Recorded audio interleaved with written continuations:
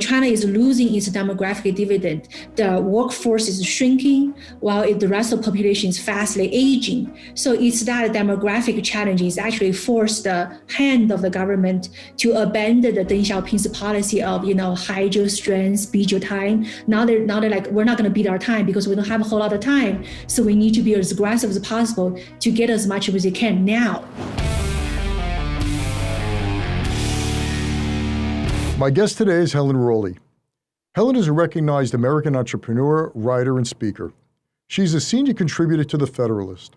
Her writings have also appeared in various national media, including the Wall Street Journal, Fox News, and the National Review. She is the author of several books, including her award-winning autobiography, Confucius Never Said. Helen was born in China and has first-handedly experienced the dramatic cultural and political changes in modern Chinese history.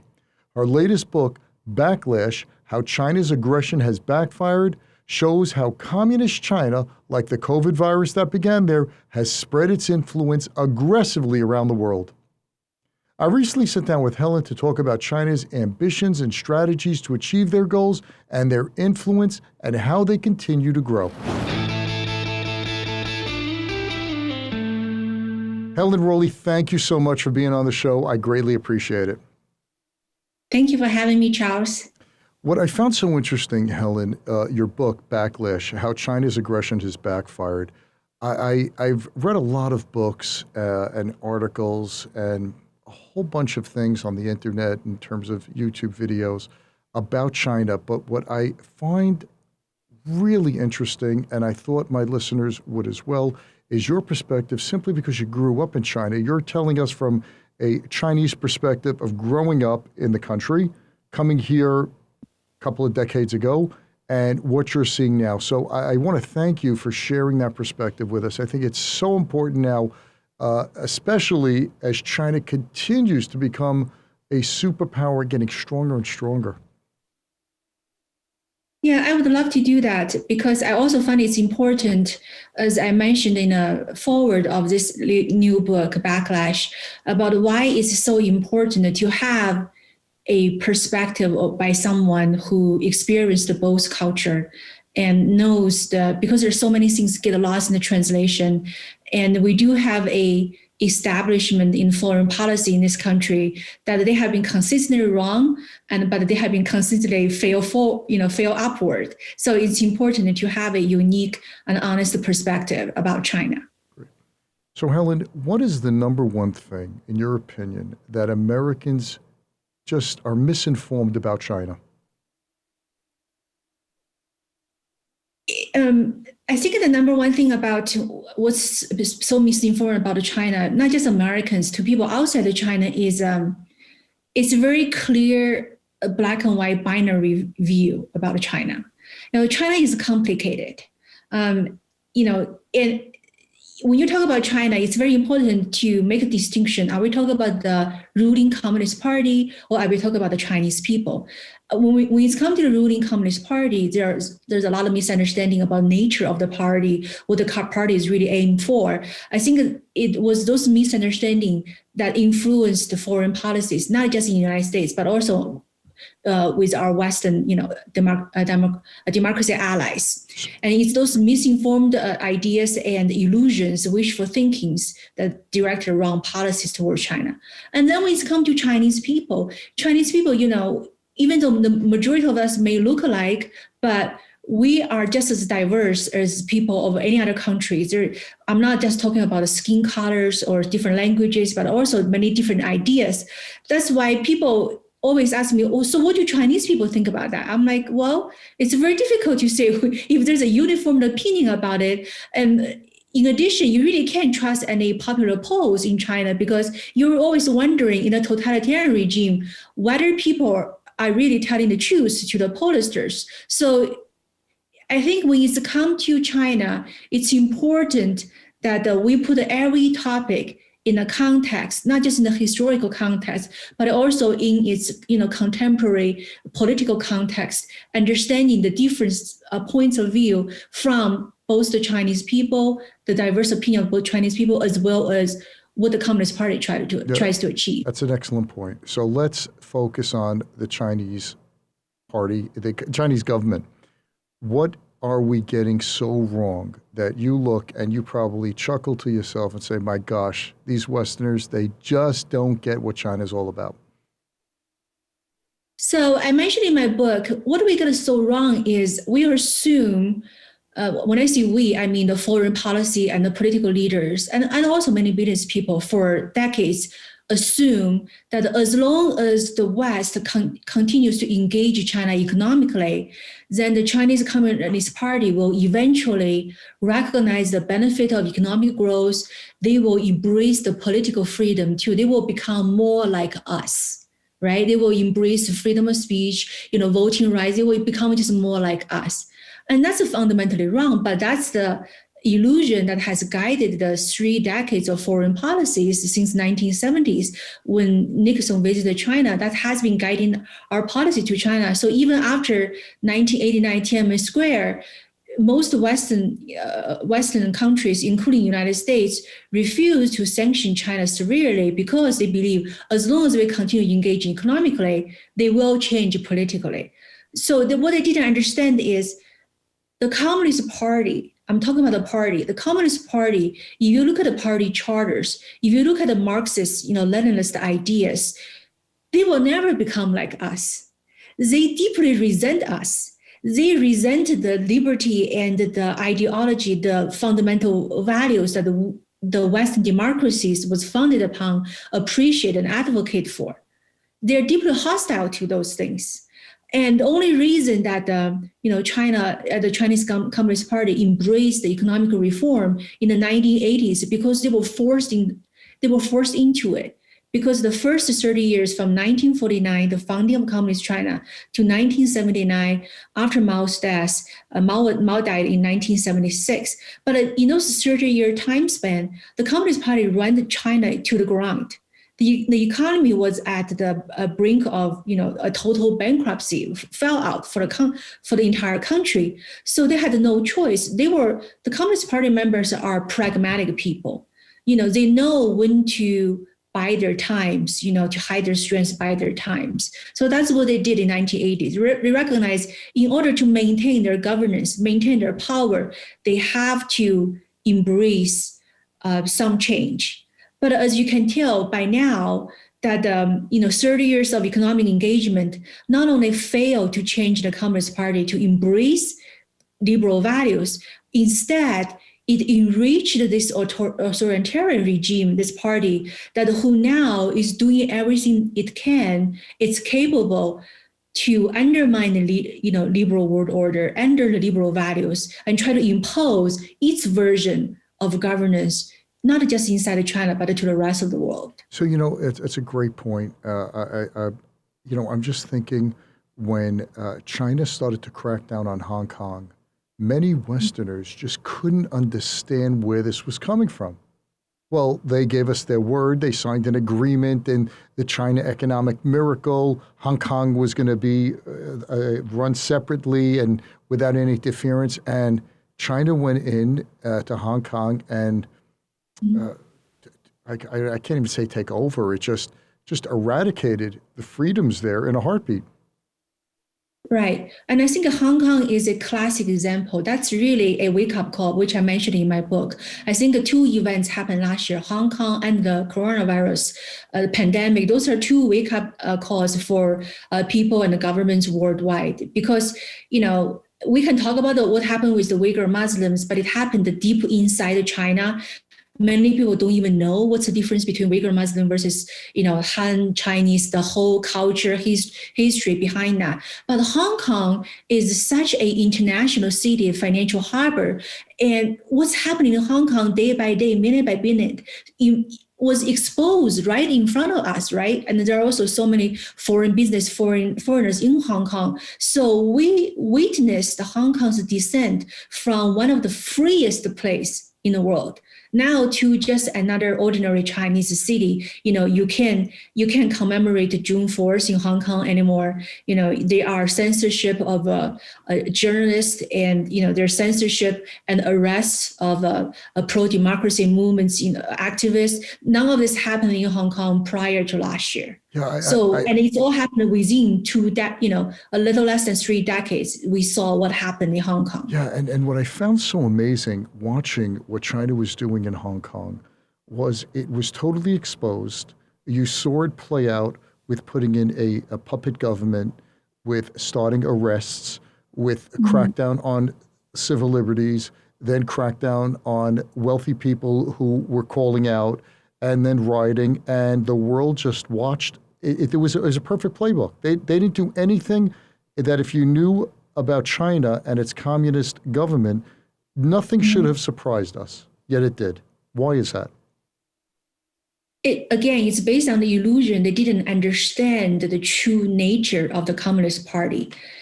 That's why it's important to read the books like Backlash, because it's actually showed you the true nature of the Communist Party. If you go back to read the Marxist-Leninism, their books and the Communist Party charter, it is against liberal values. It's fundamentally hostile to liberal values.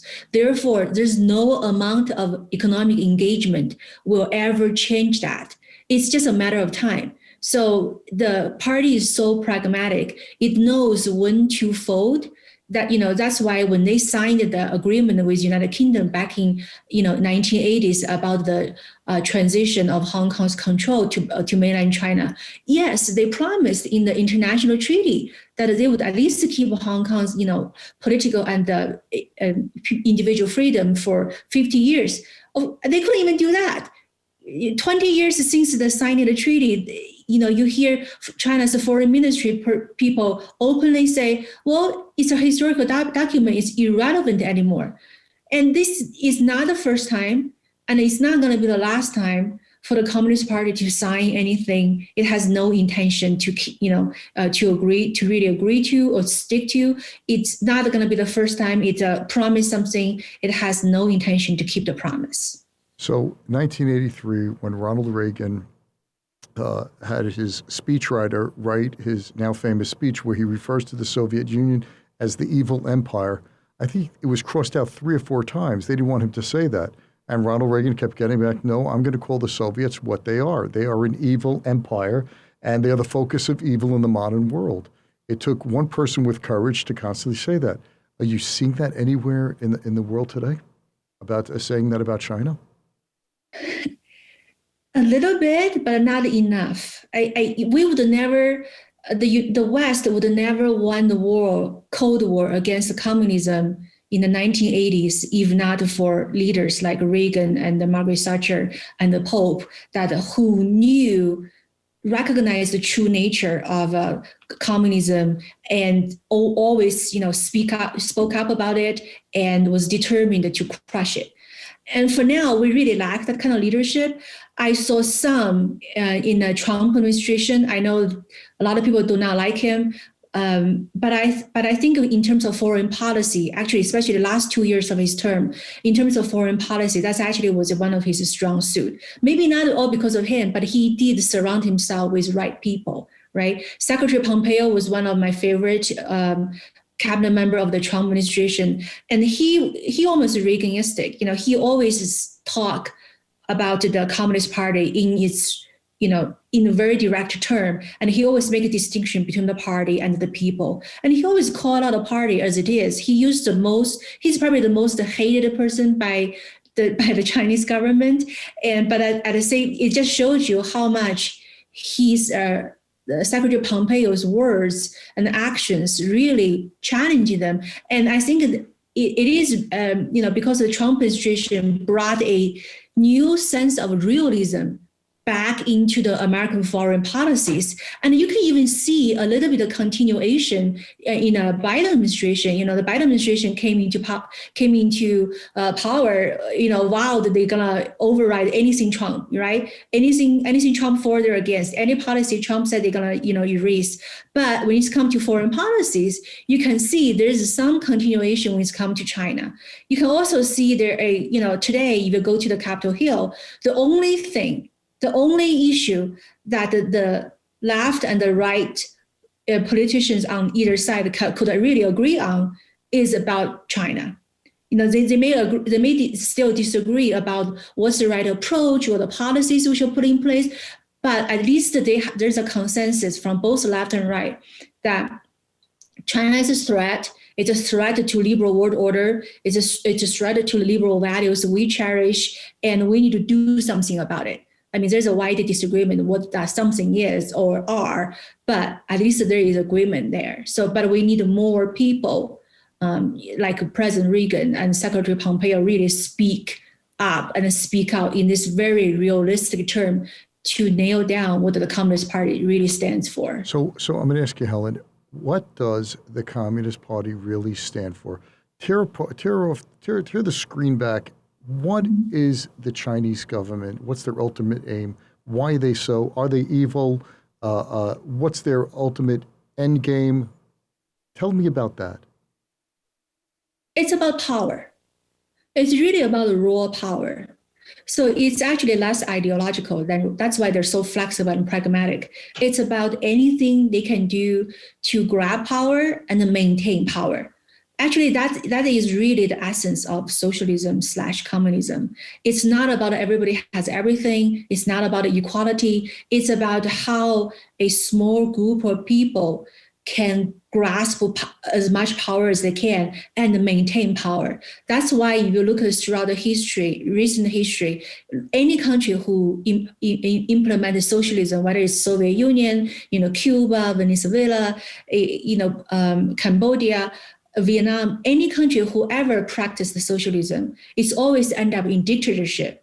It's because it's always about grabbing and maintaining power.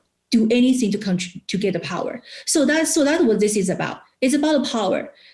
So that's why the Communist Party is deeply hostile to liberal world order, to liberal values, because our values of equality, everybody's equal in front of law, the freedom of expression, our right to bear arms, all of these values are direct challenge to them for their maintenance and grab of power. That is why they're so hostile to it, and they will never change the hostility. And for Chinese Communist Party particularly, especially under the current leadership, they don't want just power in Asia or control China or in Asia. They want world power. It's not necessarily going to be in the old terms, such as, they're not going to be like Alexander the Great, go over, conquer the rest of the world. No, because nowadays, in the digital age, you can exercise tremendous power without have to send soldiers, across the borders.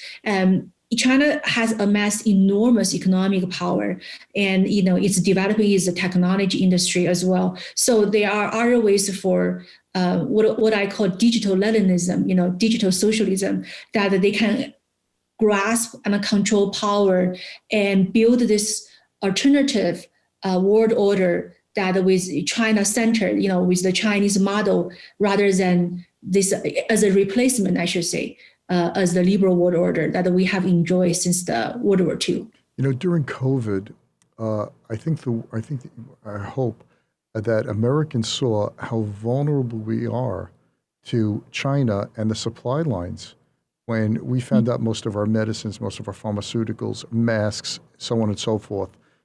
Just click on Amazon and you couldn't get so many things because they weren't being shipped from China. How's that going to change? Well, that depends on do the West, especially the United States, has the willpower to change and how we are going to approach it. In today's global economy, it's very difficult to completely decouple, from another country, especially a country who economic power who basically is the manufacturer, world manufacturer. We have so many, economic ties tied with China. And I, as a free market believer, I don't think a complete, decoupling is really necessary. But we do face a serious choice about, there's some industry that is so strategic, like you mentioned pharmaceutical, something since along the line was defense industry or any technology that have dual use, can be both used for civilian purposes, military purpose, right? There are strategic industries that we need to be very careful. There are also more U.S. companies need to recognize the fundamentally the value difference, right? These American companies like Apple, like Google, they become successful in a free market system. But now they're kowtowing to China because they're eyeing for the huge market access.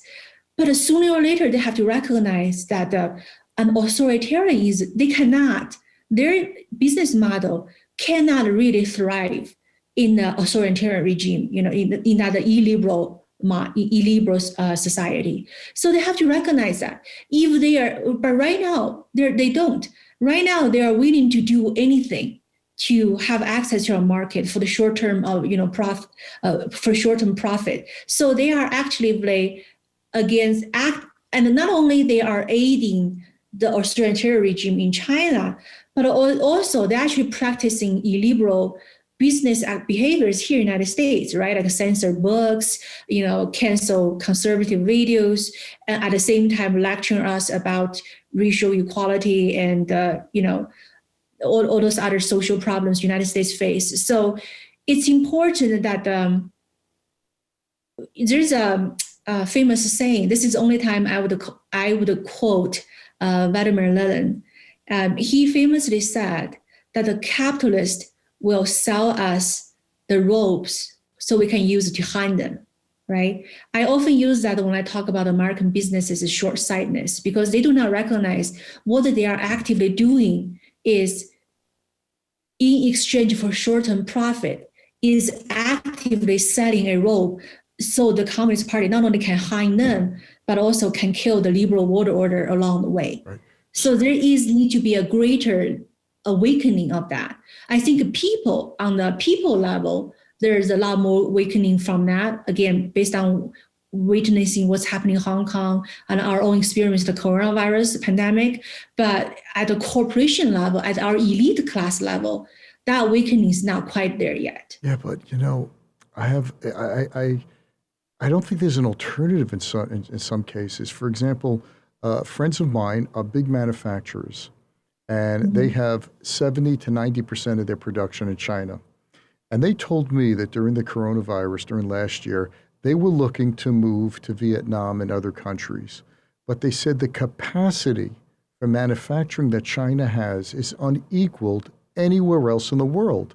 So even if they wanted to move their operations to Vietnam or Cambodia or India, it just physically was unable. They would go to sell Walmart or other retailers, and they were not going to deal with price increases, because for these other countries, you cannot get the labor prices that you get in China. You can't get the delivery. You can't get the shipping. You just can't get it. So if I'm a CEO of a company that makes widgets in China, and I agree with everything you said, what am I to do? And still stay competitive and still stay in business. Yes, I see that. But so I have a couple of things I would say to you as a CEO. Number one is China did not have that manufacturing power, 30 years ago, right? It's also it took time to build it, and Western businesses investment and technology help build it. So if you can build it in China, you can build it somewhere else too. Wait, hang on 1 second.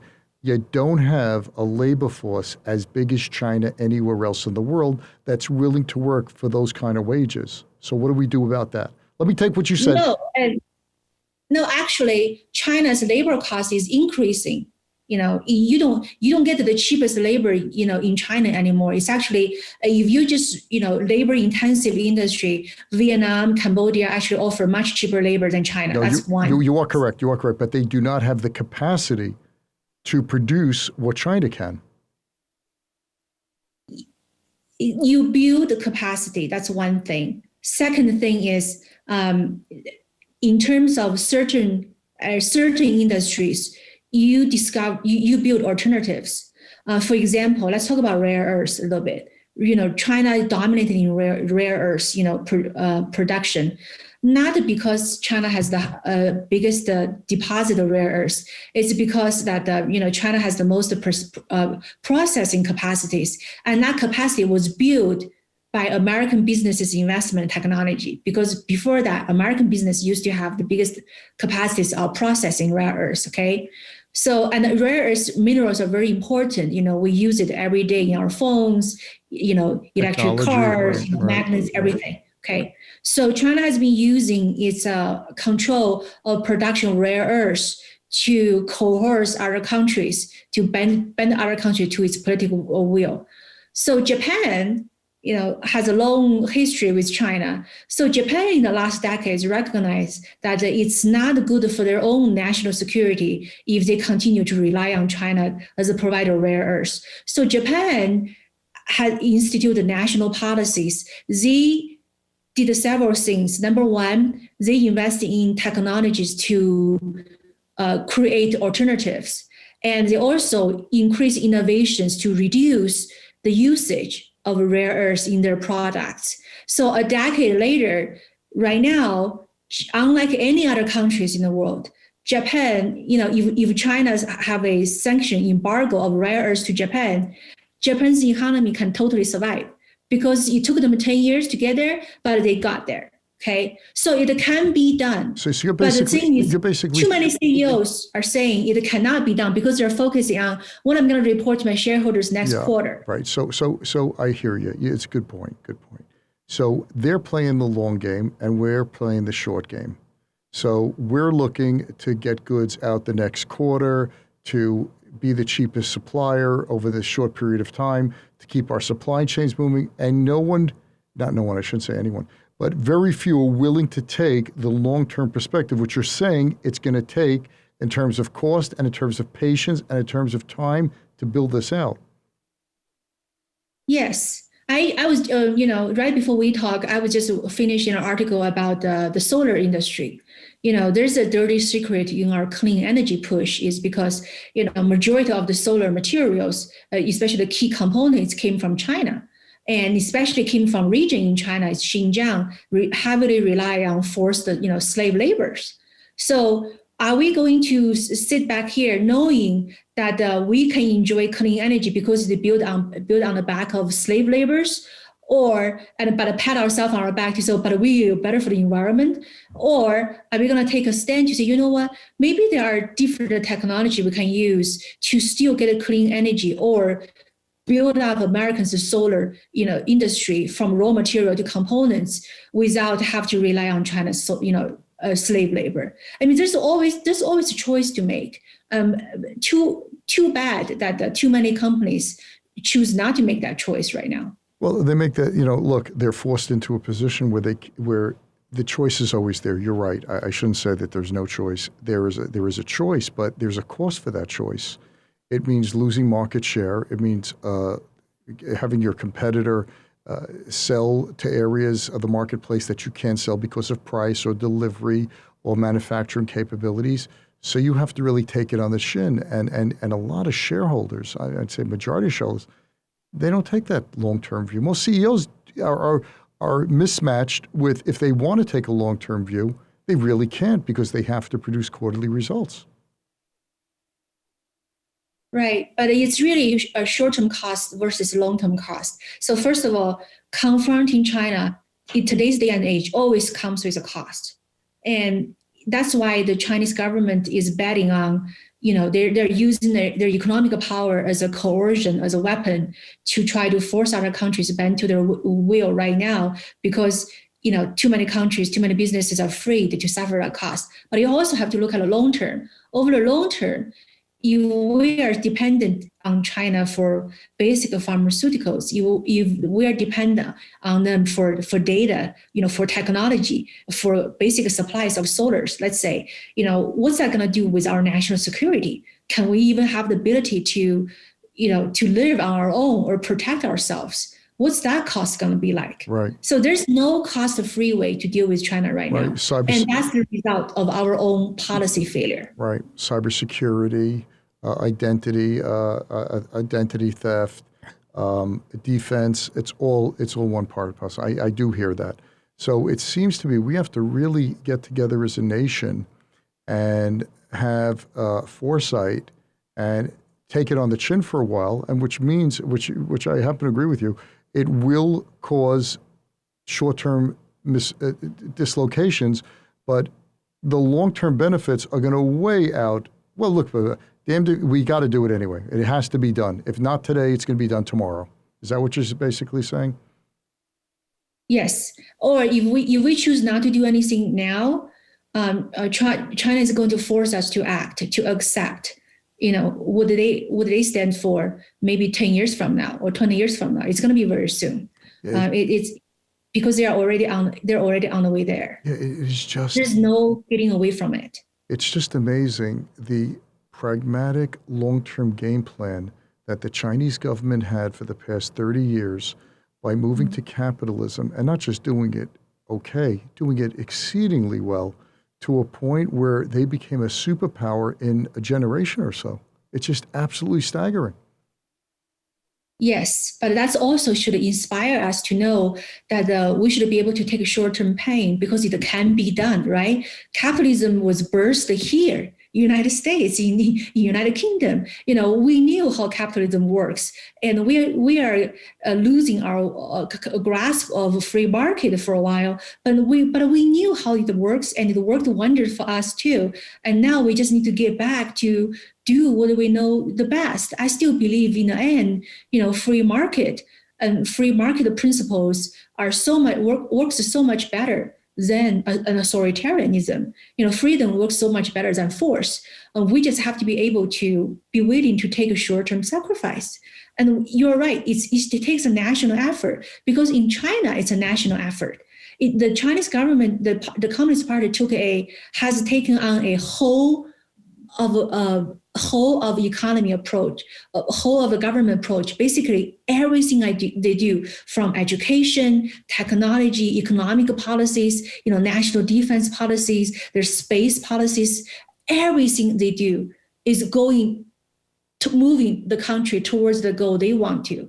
So we need something similar effort. I don't know how it can be done. I will leave that to the policy makers, but it takes that kind of like we need to get back to going to the moon, that kind of national spirit. We definitely need that.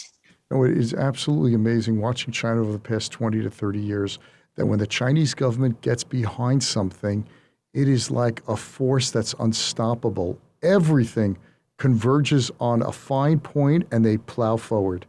Just amazing. Right, but I think most credit goes to the Chinese people. Right? Chinese people are industrialists, and Chinese people are intelligent. Chinese people are always, hard workers.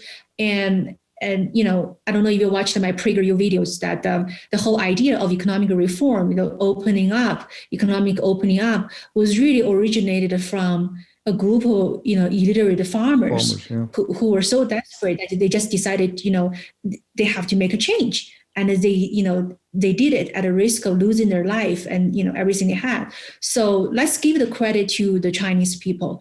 The Chinese government probably, like I said, they were forced into that situation because they actually ran the economy to the ground, and their economic policies and the endless political movement were responsible for at least 40 million deaths in 30 years. So let's not give them too much credit. The credit really goes to the economic miracle. The credit of the economic miracle really goes to the billion or more Chinese people who are so industrious, intelligent, and hardworking. Okay, fair enough. So you grew up in China, and you grew up in a communist country. You knew hunger. You knew what it was like to be hungry. You knew what it was like not to have. And how do you see Americans today, especially young Americans, talk about and romanticizing socialism when you grew up and saw how terrible it was and the costs that it took out of family life, out of the population, the millions of deaths, the value of human life really had no value. Right. I think that's what's happening. The situation you describe is really example of the failure of our education system. We do not teach our kids, real history, especially given that there's so little restrictions. People can find information on the internet. There's we still have free speech. So there's tons of information people want to seek for. But we do not educate our kids. We do not educate them the true evil of socialism. And we do not teach them what's so good about the free market capitalism. So today's kids, when you talk to them, they're like, oh, when I share my story with them, they're like, but we're told that that's not, there's a different kind of socialism. We're talking about the ones in Denmark. We're talking about the ones in Switzerland. We're not talking about the ones that's in China or Soviet Union. And then you have to educate them, well, what's happening, Denmark and Switzerland, they are not really socialism. They do not meet the socialism definition. So you have to go from there. So it takes a lot of education. But I am hopeful in a way that I think for people, especially for people like me, when you talk about the numbers and talk about how many people, like 100 million people died under communism, those are big numbers. Those numbers do not make sense for most people, right? They're just too big to comprehend.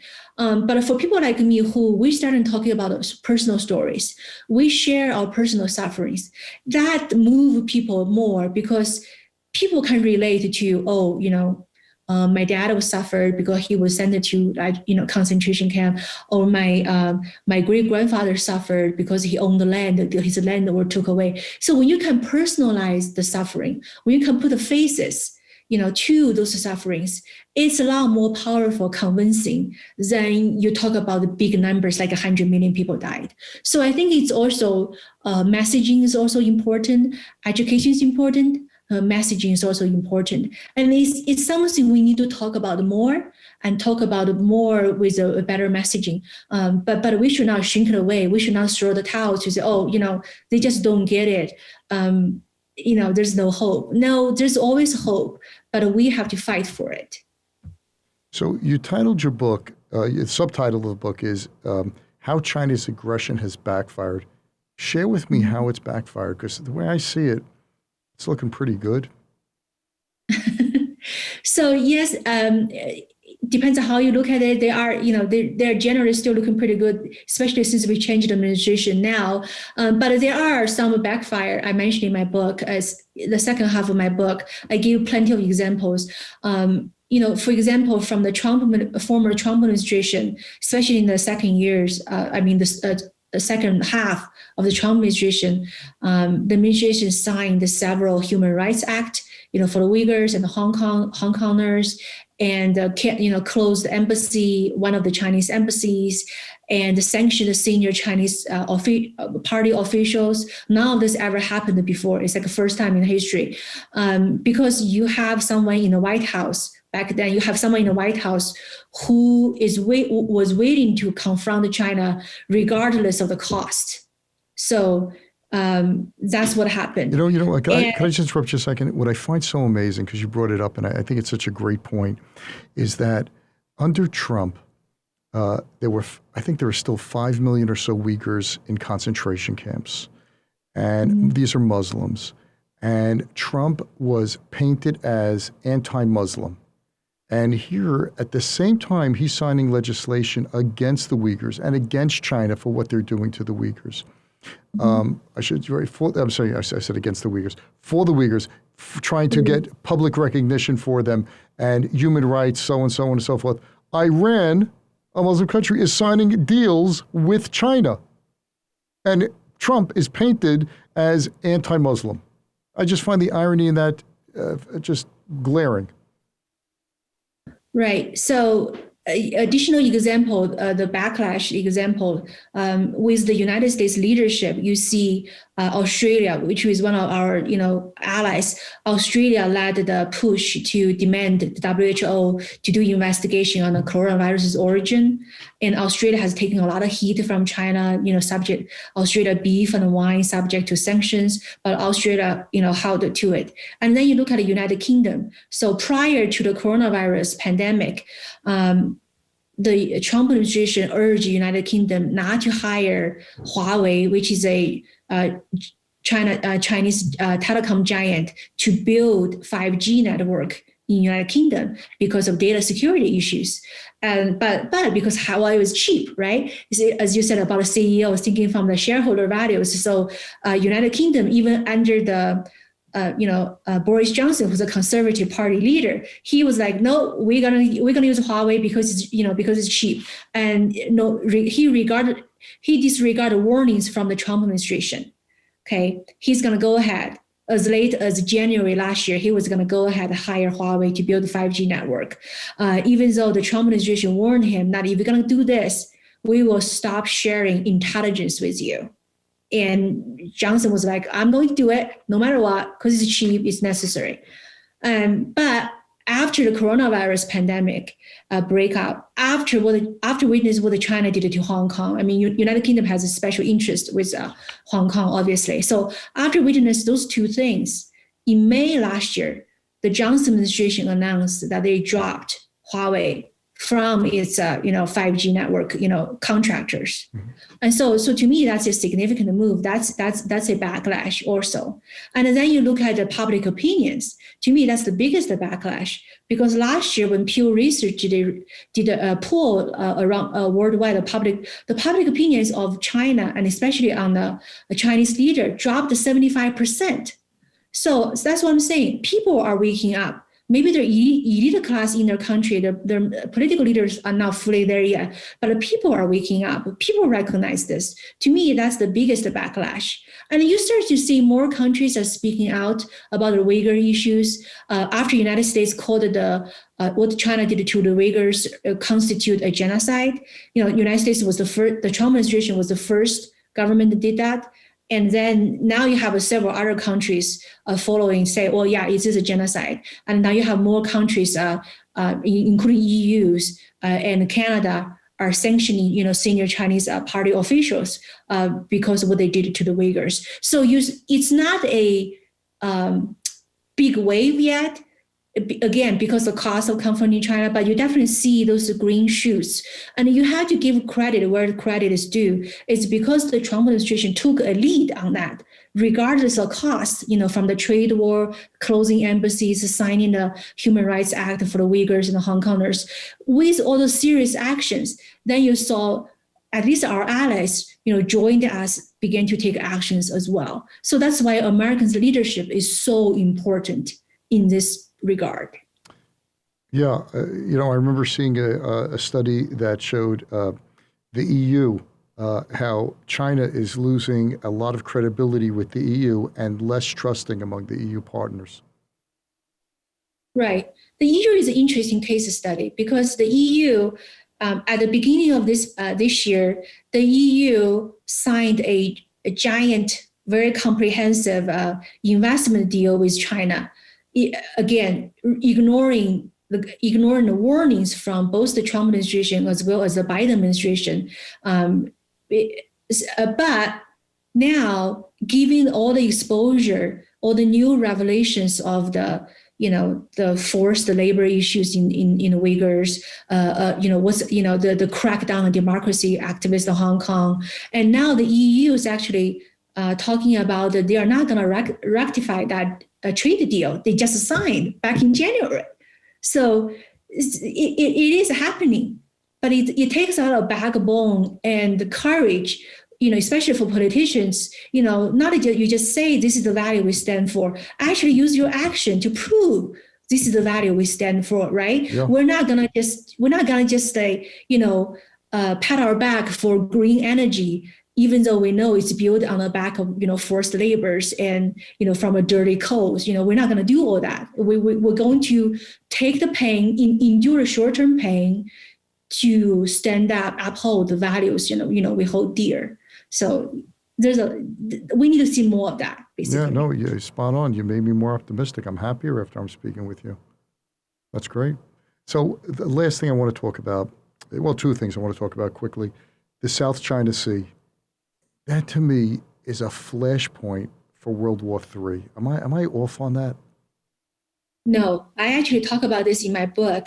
I said that if the United States and China are going to go to war, one likely place is in Taiwan, which Taiwan is in South China Sea, or just on South China Sea, because there were already several close contact between U.S. Navy and the Chinese Navy over the years. So what China is doing in the South China Sea, I have an entire chapter about the South China Sea in my book, because again, it's complicated. There's a lot of history in there. Basically, South China Sea was another US policy failures.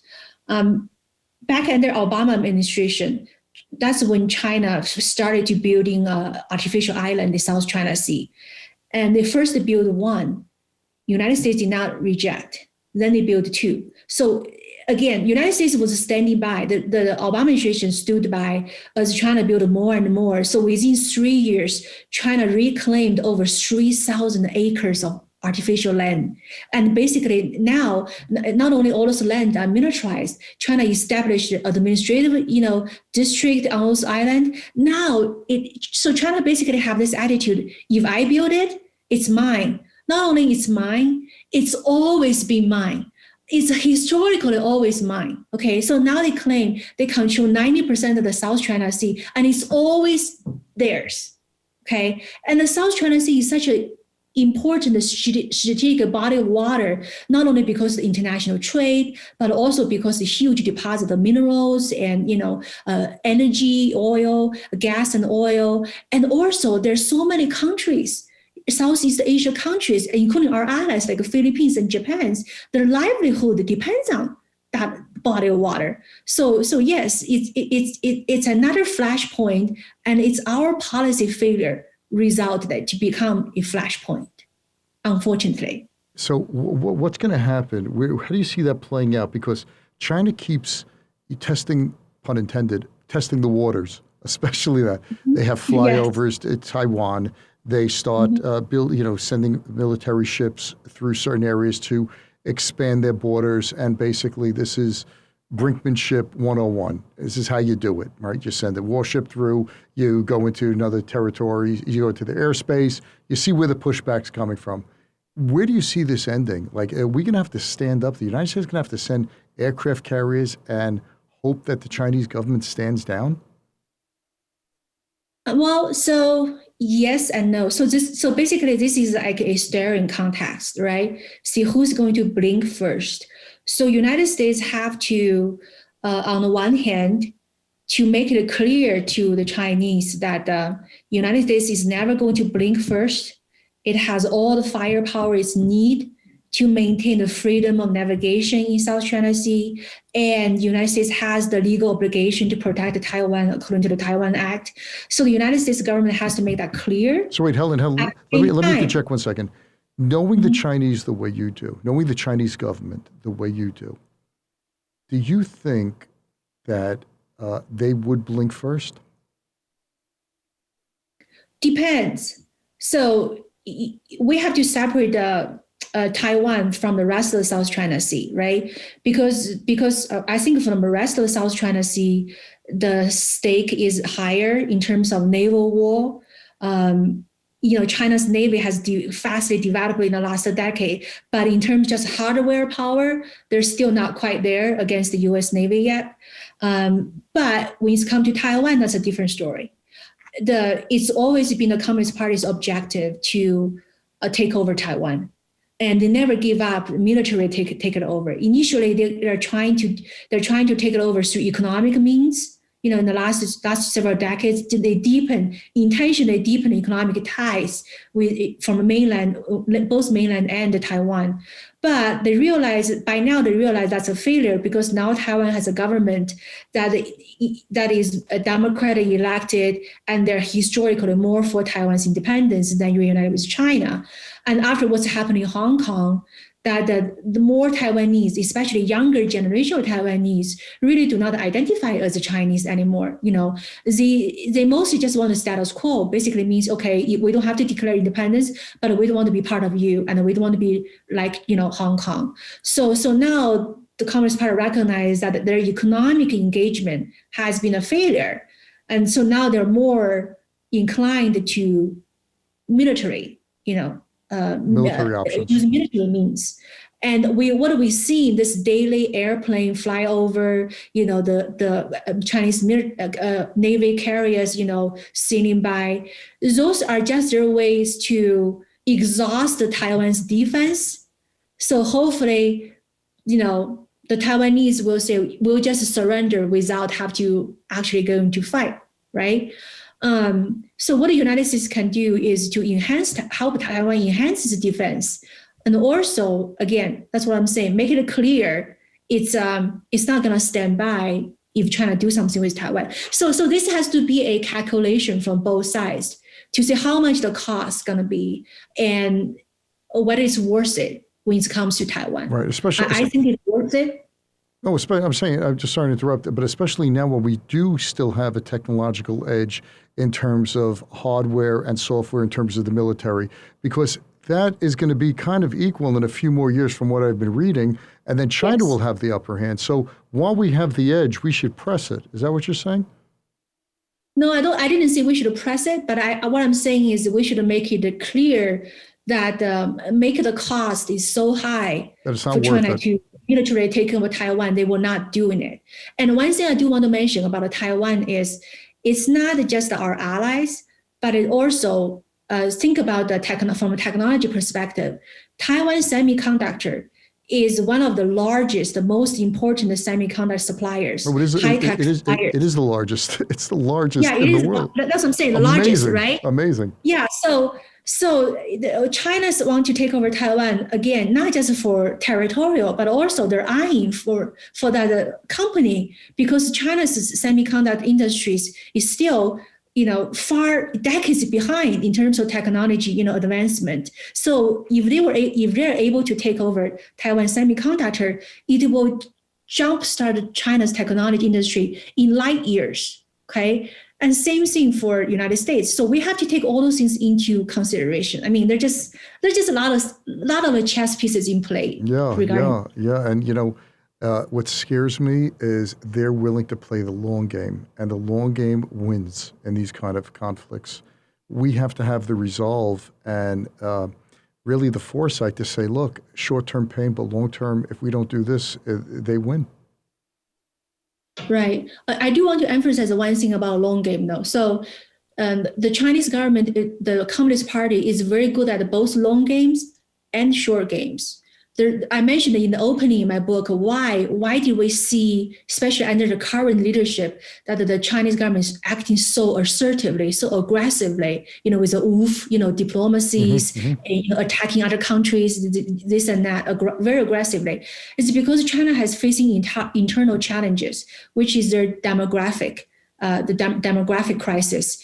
China is losing its demographic dividend. The workforce is shrinking while the rest of the population is fastly aging. So it's that demographic challenge is actually forced the hand of the government to abandon the Deng Xiaoping's policy of, hide your strength, beat your time. Now they're like, we're not going to beat our time because we don't have a whole lot of time. So we need to be as aggressive as possible to get as much as we can now. So that's why I don't want to ask to only emphasize long game. It's long game take China to the current state, but they may be very eager to play short game. So we have to be good at both. Wow, that's long game and short game. Yeah, that's great insight. That is really great insight. Zero population growth, the fact that their workforce is going to be declining drastically over the next years. The problem of the one-child policy, which is now coming into play. Wow, they got so many things to deal with. Helen, I'm so glad you took the time today. You've really enlightened me, and I guarantee you, my listeners, the book is Backlash: How China's Aggression Has Backfired. Go out and get this book. It is an eye-opener. By the way, you write really well. I just think if I don't know how many, if I was in China for 25 years, I can never write Mandarin or any Chinese. It's just fascinating. It's just a testament to how smart the Chinese people are, and your book really is something. I was thinking, is your book sent to policymakers or to members of Congress? Have you been doing that, or have anyone has thought about doing that? Well, I cannot discuss this openly, but I hope that some of them will read my book. Oh, okay, great. So if you buy the book, send it to your congressman, send it to your senator, buy it on Amazon, get the thing, because it's really $20. It's well worth it. First of all, it'll give the policymakers a real good insight into what actually is going on.